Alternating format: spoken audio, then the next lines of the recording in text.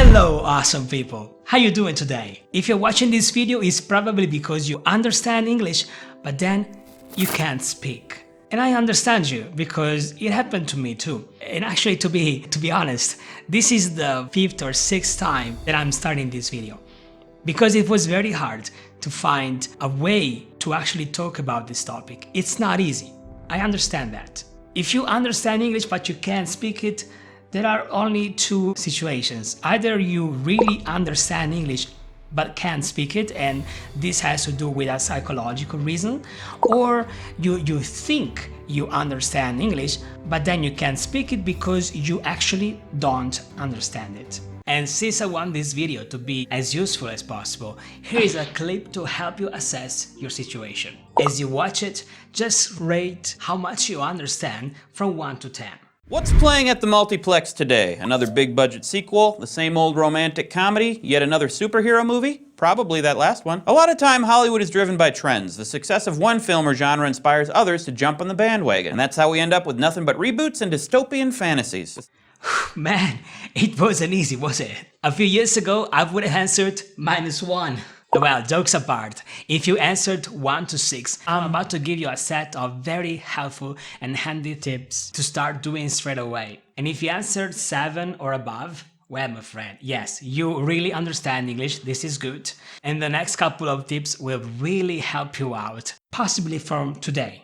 First of all, let's assume that you really do understand English. In this case, if you find yourself unable to speak, it's mostly because you don't feel confident and you're too afraid of making mistakes.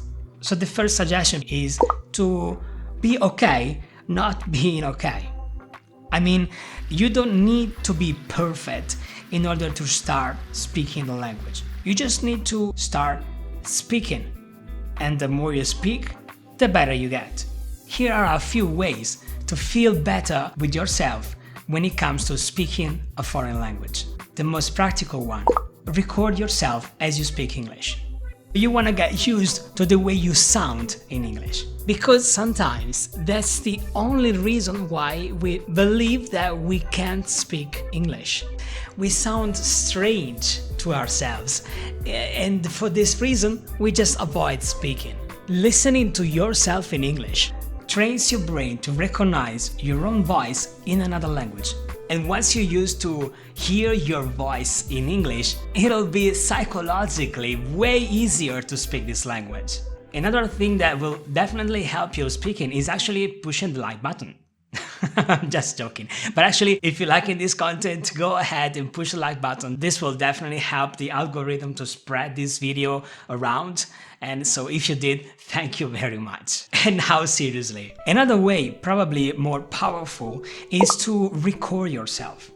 If you record yourself speaking in English, just like I'm doing right now actually, this is a very good way to really completely get past any objections from yourself that you can't speak the language.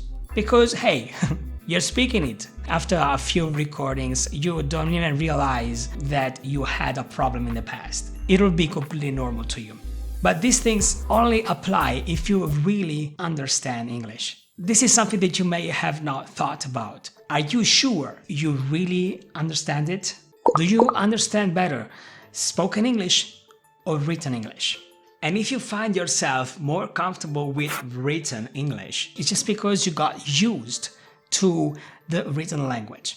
And when that's the case, my friend, well, it's even simpler because you're just dealing with habits. You can change habits pretty reasonably quickly according to the way you act. And the habit that kept you from growing your listening can only be the subtitles. So, well, just get rid of them. This is what I did, for example. I started watching everything without subtitles. For me, it was very difficult. It was very, very difficult because I couldn't understand anything, but I did it constantly, day after day. As I was getting rid of the subtitles, I noticed that something else happened. Not only was I improving my listening skills, but I was also repeating back what the people in the movies were saying. I started using their accent. I started copying the way they were speaking, and my vocabulary and comprehension grew tremendously. So much so that when people asked me, "Do you speak English?" I started to say, "Yes, I do." Whereas before that, when they asked me if I spoke English, I always backed a little, saying a little bit. But I'm not saying subtitles are bad. I'm just saying that the habit of using subtitles is bad.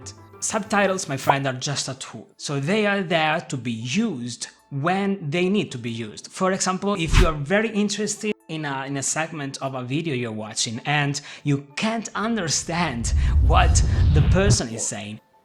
That's some simple stuff.